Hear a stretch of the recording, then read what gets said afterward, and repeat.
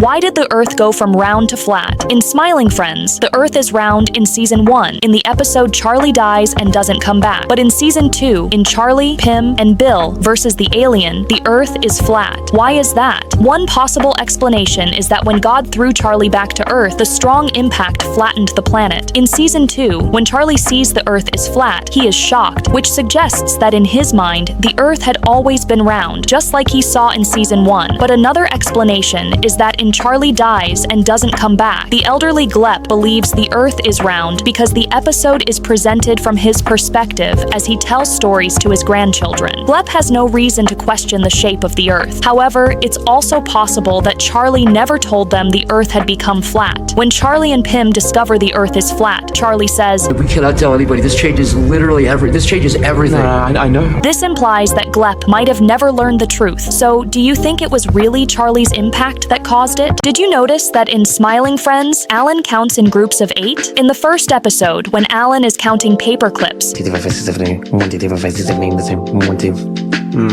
Glep, did you take a paper clip? I counted 74 last time and now there's only 73. he tells Glep he bought 74 of them. That actually fits his counting logic. 74 divided by 8 leaves a remainder of 2, which explains why he stopped 2. In real life, we use the decimal system because we have 10 fingers. It feels natural for us to count by tens. But in the show, characters like Alan usually have only 8 fingers. So for them, counting by 8s is actually the most natural way to do it. What makes this even more interesting is that this missing 2 fingers design shows up a lot in animation. Think about The Simpsons. Each character also has only 4 fingers on each hand. Hey Bart, according to this magazine, in another million years, man will have an extra finger. 5 fingers? Ooh, freak show. So, have you noticed any other little details like that? Did you know Alan and Mr. Boss might have been secretly dating all along? In the latest episode of Smiling Friends, Alan and Mr. Boss seem unusually close. Cookie delivery for Alan? Where do I sign? Nowhere. It's free. Delicious. Yeah, it is. Yeah.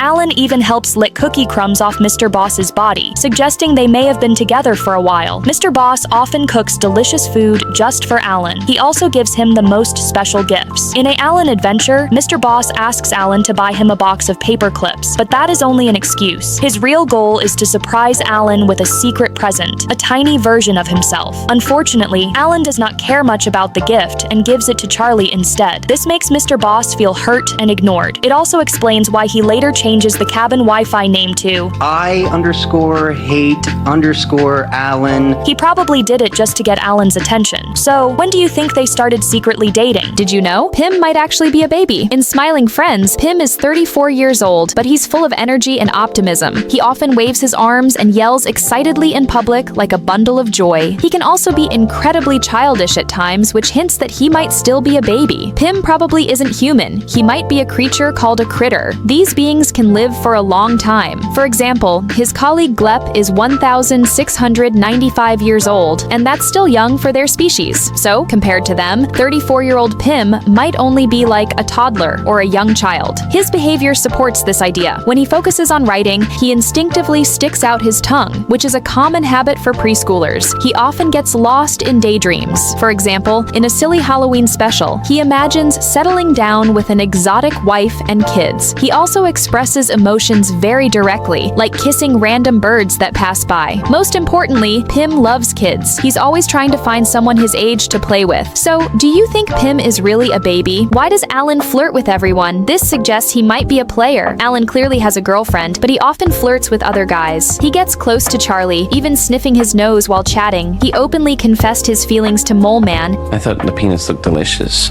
and he's also had more intimate moments with his boss. This points to him possibly being a player with some very specific preferences. First, Alan might actually prefer guys over girls. In the A. Alan Adventure episode, when his girlfriend greets him in the morning, he responds coldly. But in the latest episode, Alan just helps clean cookie crumbs off Mr. Boss, yet they end up laughing together the next morning. Also, Alan seems to like older and bigger guys. He never shows any physical closeness with Pim or Glep. In the latest episode, when Alan flirts with Mr. Boss and throws the company's computer out because of it, Glep reacts with a shocked expression. This suggests that in Glep's eyes, Alan is usually cold, serious, and doesn't get physically close with others. So, do you think Alan is really a player, or is it just brotherly love? Why did Pim's dad become so cold after Pim grew up? In Smiling Friends, Pim talks about his childhood in the Magic Forest episode. His dad used to walk with him. He used to kiss him when he felt sad. He used to cheer him up, even with a beer bottle in his hand. But in Desmond's